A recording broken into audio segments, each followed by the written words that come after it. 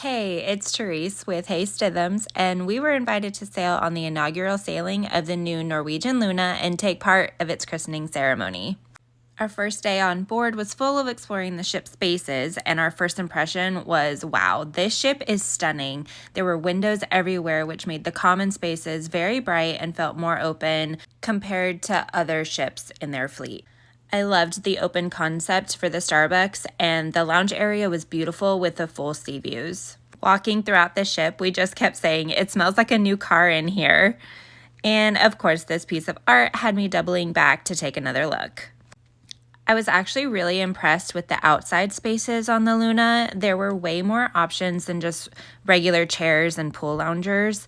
I really loved these lounge beds next to the infinity pool on the sides of the ship.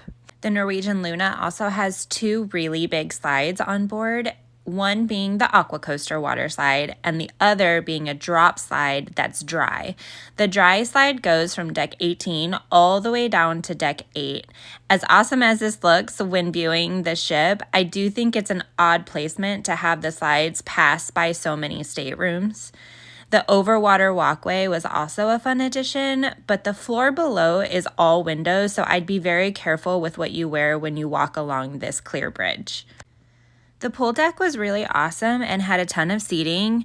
Here it was set up for a viewing of the christening ceremony, so it's a little different, but there were hot tubs on both sides and they were both infinity style, which was really nice.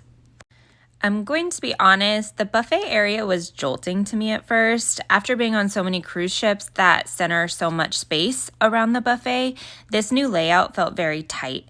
It's one long line of food that actually keeps going around a curve that you could very easily miss. I also did not enjoy having to walk through the buffet to get to the elevators from the pool deck. The food was great though. They had a great variety. Next, we had to go check out the onboard arcade. My husband loves playing games and being active, so the Norwegian Luna was perfect for him. This was the largest arcade I've ever seen on a cruise ship before. There were plenty of free games to play, but they also have games that give tickets. So all the ticketed games cost extra money, so you have to check carefully before swiping your room key. The VR attractions are super cool looking, but they made my husband nauseous, so also something to be aware of. After the arcade, we headed up to deck 18 where the majority of the activities are. We loved this space and Norwegian did a great job of trying really hard to block the breeze so it wouldn't affect your beer pong game or your ping pong or even your pickleball game. But because there was no breeze, it did get really hot up there kind of quickly. The pickleball court is gorgeous, but don't expect to play a true game of pickleball. The walls are super close, so no ATPs, and with the ceiling being so low, there was no slamming the ball at all. Aqua Coaster is located one deck up on level 19, and the launch on this thing is so fast, but the slide slows down pretty quickly after you get going, so it's a great experience for the family. The mini golf course is multi-level and includes 12 holes. Each person is assigned a golf ball and it has a sensor in it that tells you how many strokes you had and how many points you get. And there's bonus points for hitting certain targets along the course. The Moon Climber is an interactive jungle gym and has quests you can play inside, so this is also another really fun interactive game for families. The Glow Court is a half-court basketball court that illuminates as the sun goes down, and when it gets dark outside, it's like a party basketball court. It's so fun and another really great space for families. We finally got to our room, and it was very spacious, and you know I love a balcony room on a cruise.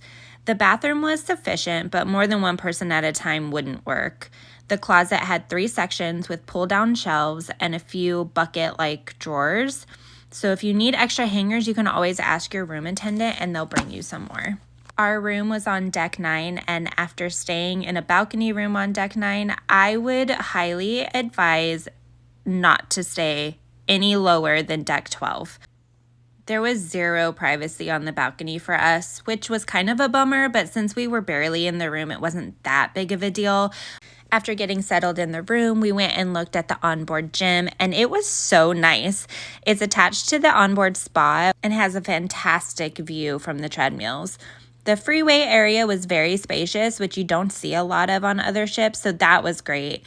There's space for classes, and they have a dedicated cycle room, which was really cool to see too. Then we asked for a tour of the Mandara Spa, and the space was just amazing and relaxing and so great.